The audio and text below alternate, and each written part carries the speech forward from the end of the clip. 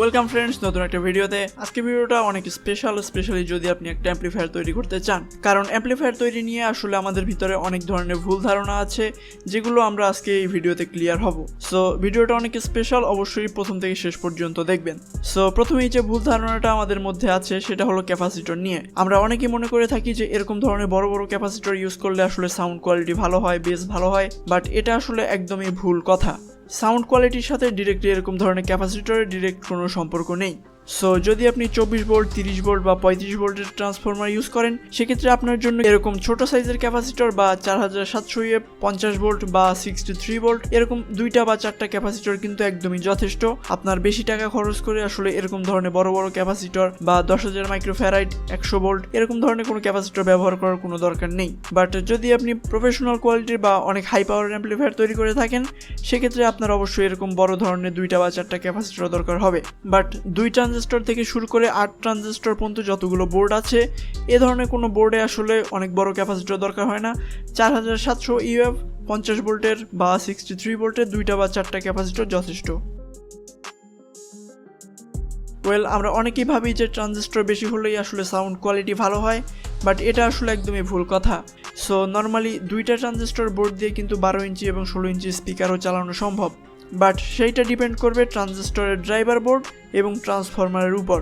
So আপনি যে driver circuit ব্যবহার করবেন, সেই ড্রাইভার সার্কিট কিন্তু অবশ্যই উন্নত মানের হতে হবে, তা না হলে অনেক ট্রানজিস্টর অ্যাড করেও কিন্তু সাউন্ড কোয়ালিটি ভালো পাবেন না। আমাদের দেশে এরকম ধরনের যে ড্রাইভার বোর্ডগুলো পাওয়া যায়, এই ধরনের ড্রাইভার বোর্ডগুলো কিন্তু একদমই নিম্নমানের হয়ে থাকে। সো এই ধরনের বোর্ড ব্যবহার করে কিন্তু কোনো মতেই ভালো কোয়ালিটির বা হাইফাই কোয়ালিটির সাউন্ড পাওয়া সম্ভব না।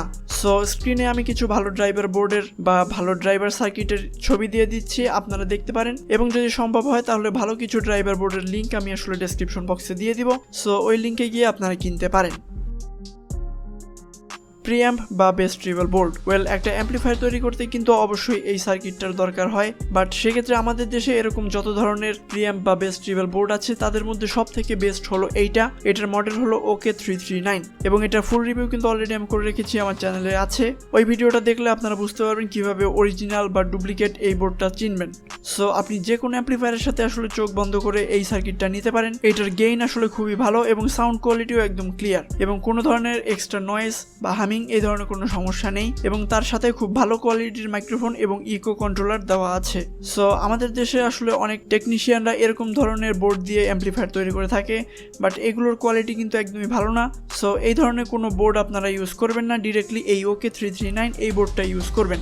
যদি আপনি এরকম ধরনের লো কোয়ালিটির প্রিঅ্যাম্প বোর্ড ইউজ করেন, সেক্ষেত্রে দেখবেন এক্সট্রা নয়েজ আসবে বা এ ধরনের কোনো সমস্যা ফেস করবেন। এবার আসি মেইন জিনিস, ট্রান্সফরমার নিয়ে। প্রথমেই বলে রাখি, আমাদের দেশে কিন্তু খুব ভালো কোয়ালিটির ট্রান্সফরমার সচরাচর পাবেন না, বাট তার ভিতর থেকে আসলে আপনাকে ভালো কোয়ালিটির খুঁজে নিতে হবে। আমি কিছু ট্রান্সফরমারের ছবি দিয়ে দিচ্ছি। সো এই ধরনের ট্রান্সফরমার কেনা থেকে একদমই বিরত থাকবেন। এগুলোর বডিতে যদিও লেখা থাকে 6 অ্যাম্পিয়ার, 8 অ্যাম্পিয়ার, বাট এগুলো আসলে নর্মালি 2 অ্যাম্পিয়ার বা 3 অ্যাম্পিয়ার এরকম হয়ে থাকে।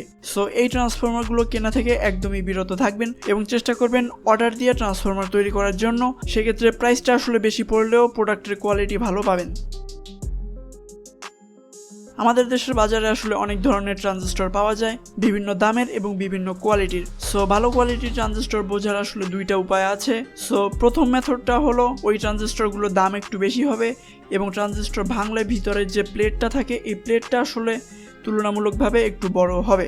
এবং সেকেন্ড যে বিষয়টা, সেটা হলো ট্রানজিস্টরের থিকনেস। সো ভালো কোয়ালিটির ট্রানজিস্টর কিন্তু একটু মোটা হবে এবং দেখতে একটু হেভি হবে। এর বাইরে আসলে ভালো ট্রানজিস্টর চেনার আর কোনো উপায় নেই। এবং লাস্টলি যে বিষয়টা বলবো সেটা হলো ব্লুটুথ সার্কিট নিয়ে।